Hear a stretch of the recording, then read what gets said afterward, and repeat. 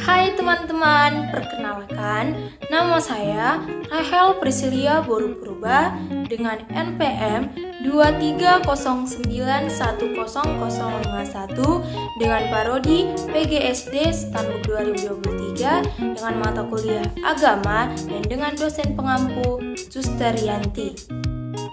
Baiklah teman-teman, di sini saya akan menjelaskan tentang materi kitab suci, yaitu di mana yang pertama yaitu sejarah kitab suci.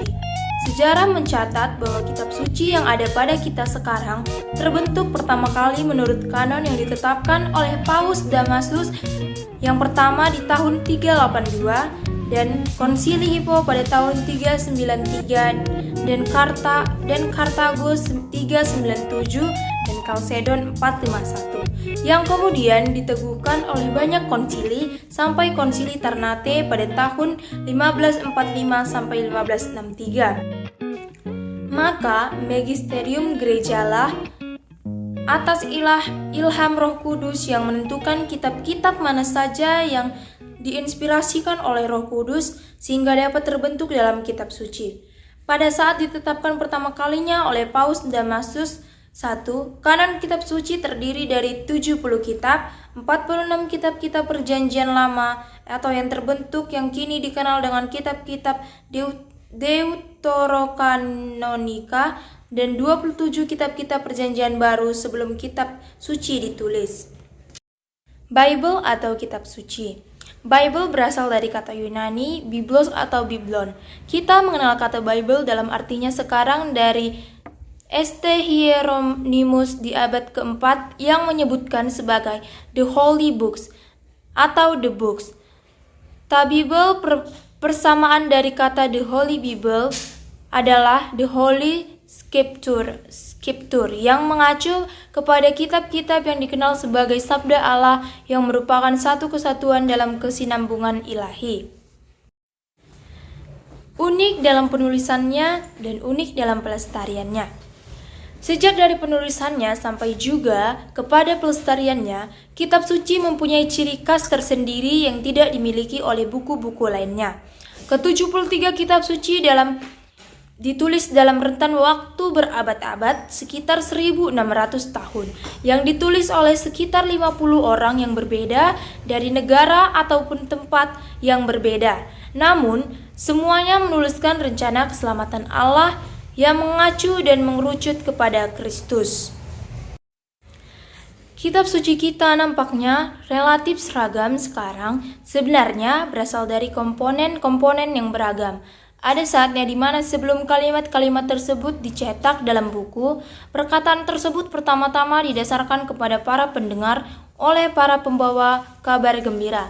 Maka jauh sebelum dicetak kitab suci, pada awalnya merupakan ajaran lisan. Bentuknya adalah kisah narasi yang disampaikan dengan pola tertentu, yaitu dengan ritme tertentu dan puisi bersajak. Rangkaian kata-kata bijak yang ringkas ataupun dengan pengalaman kata-kata tertentu yang sama, hal ini memungkinkan teks tersebut dapat diturunkan dari generasi ke generasi.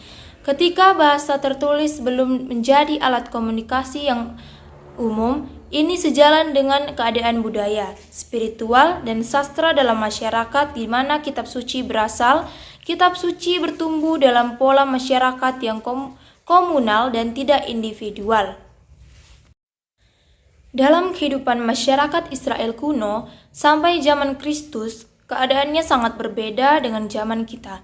Masyarakat saat ini terbiasa oleh berbicara dengan fasih berdasarkan kemampuan mengingat atau suatu fakta atau kebenaran. Maka sistem pendidikan saat itu bertujuan mendidik para murid agar mempunyai ingatan seperti seumpama sumur yang tidak membiarkan setetes pun dari ajaran gurunya menghilang keluar.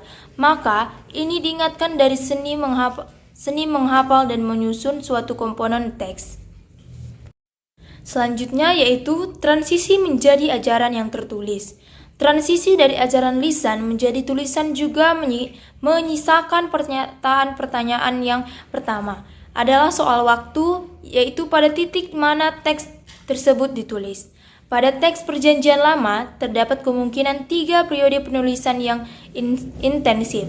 Pada zaman Hezkiel, anak Raja Ahaz, kemudian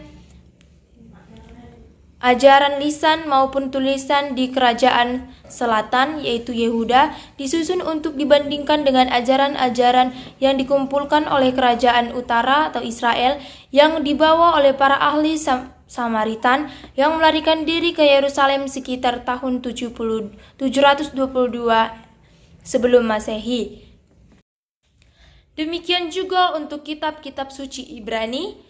Teks tertua yang ditemukan nampaknya adalah teks yang ditemukan di sinagoga di Karasubajar di Crimea, yang kurang lebih berasal dari abad 7 sampai 10.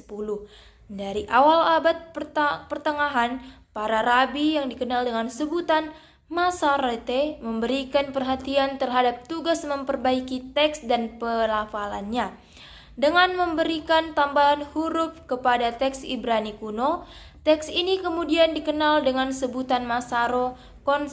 Konsekuensinya memang terdapat perbedaan di sana-sini antara teks Masoretik ini sejumlah salinan teks lainnya.